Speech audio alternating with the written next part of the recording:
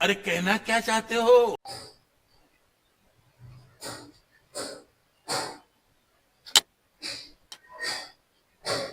Hello साथियों, जय हिंद। महात्मा गांधी ने एक सुंदर पत्ती का अवलोकन किया है और उन्होंने कहा है कि आशा अमर है,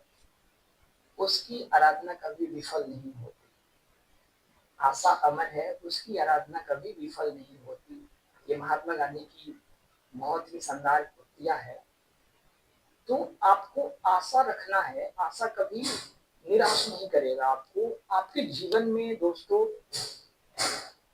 कैसे आप उसको एक तरह से निर्वहन करते हैं और कैसे उसके साथ आप जीते हैं। आपके अंदर वो एक पोटेंशियल होना चाहिए जो आपको एक लगे कि हाँ, मतलब वो आग सी लगी होनी चाहिए कि मुझे करना है, कुछ करना है और करके मुझे दिखाना है।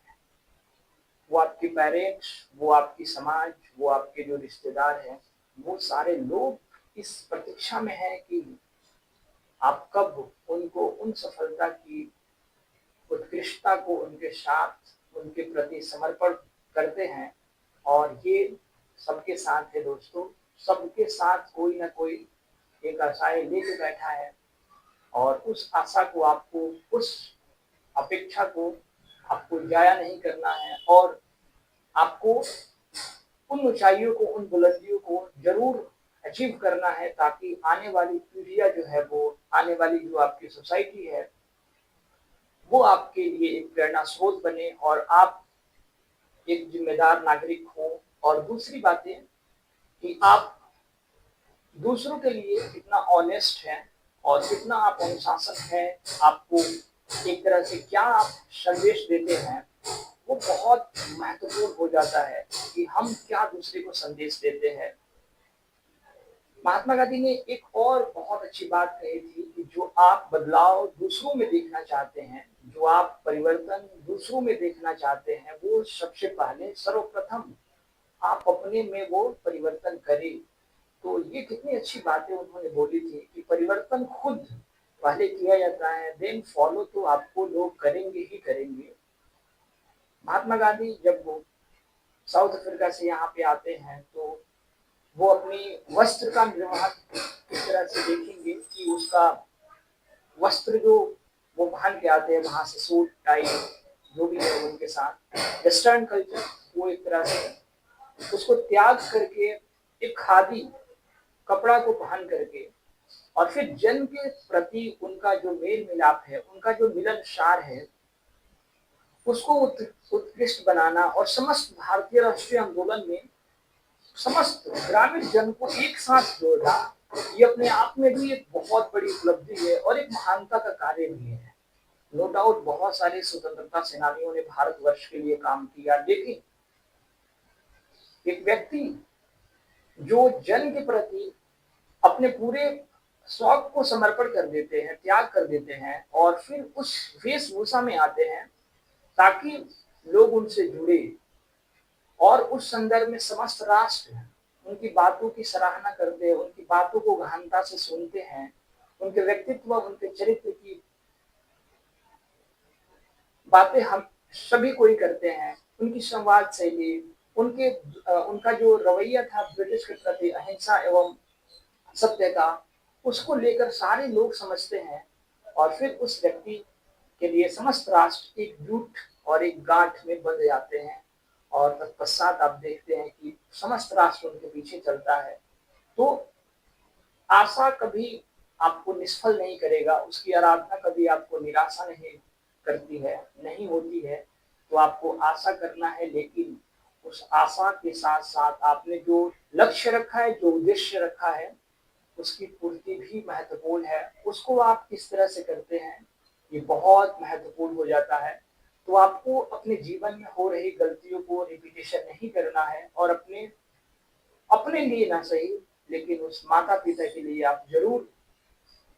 अपने उपलब्धियों को प्राप्त करें। और आप जितने भी आपसे गलतियां हो रही है, like catch up, backup and social media,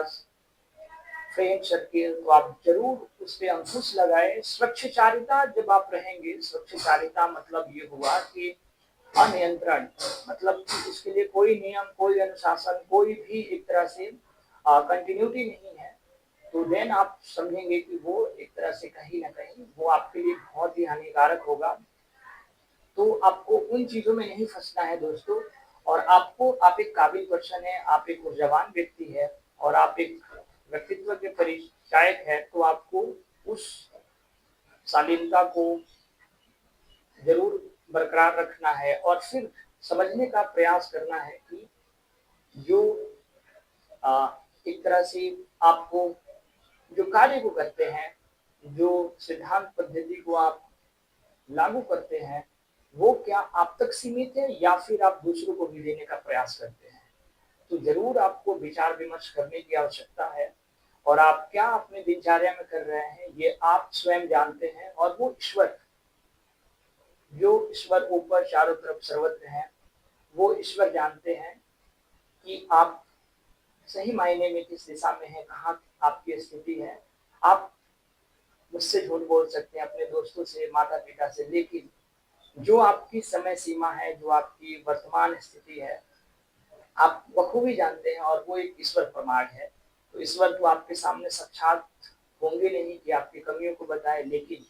आपके माता-पिता ईश्वर के रूप में ज़रूर वरदान हैं